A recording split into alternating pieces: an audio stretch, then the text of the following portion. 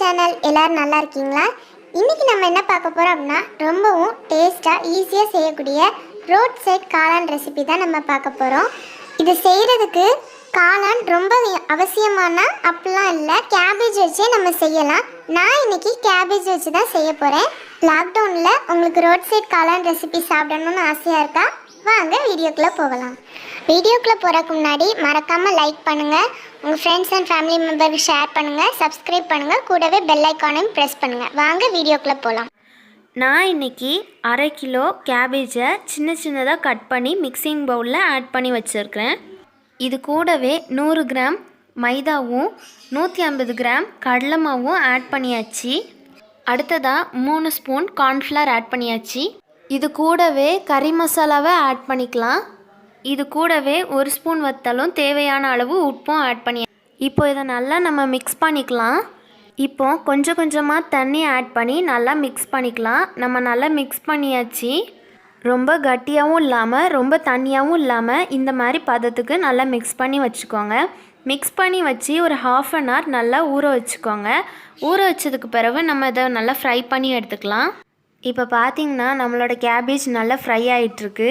நம்ம ஃப்ரை பண்ணி வச்சுருக்கிற கேபேஜை சின்ன சின்னதாக உதிர்த்து வச்சுக்கோங்க.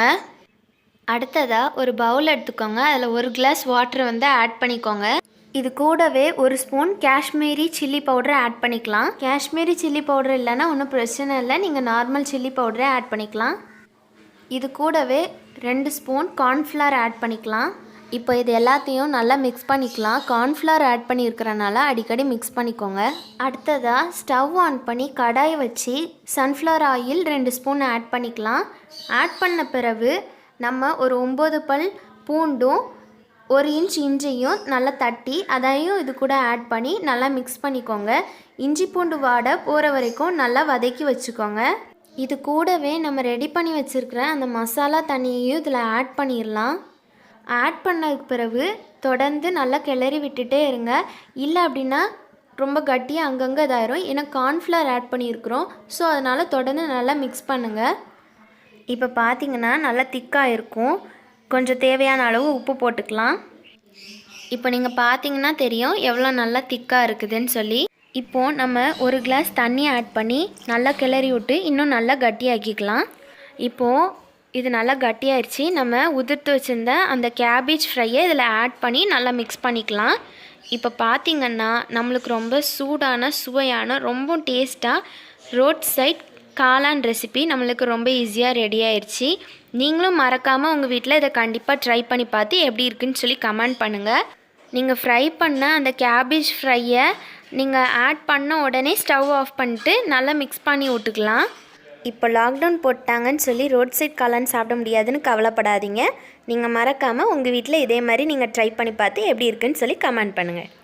உங்களுக்கு காலிஃப்ளவர் கிடச்சுன்னா நீங்கள் காலிஃப்ளவரையும் ஆட் பண்ணி இதை செய்யலாம். காலிஃப்ளவர் கிடைக்காத பட்சத்தில் நீங்கள் கேபேஜ் வச்சு செய்யுங்க. அப்படியே ரோட் சைடில் கிடைக்கிற மாதிரியே இருக்கும் இதோட டேஸ்ட்டு. கண்டிப்பாக மறக்காமல் நீங்கள் ட்ரை பண்ணி பாருங்கள். இந்த வீடியோ உங்களுக்கு பிடிச்சிருந்துச்சுன்னா லைக் பண்ணுங்கள், உங்கள் ஃப்ரெண்ட்ஸ் அண்ட் ஃபேமிலி மெம்பருக்கு மறக்காமல் ஷேர் பண்ணுங்கள். அண்ட் மறந்துடாதீங்க நம்ம கேத்ரின் சேனலை மறக்காமல் சப்ஸ்கிரைப் பண்ணுங்கள்.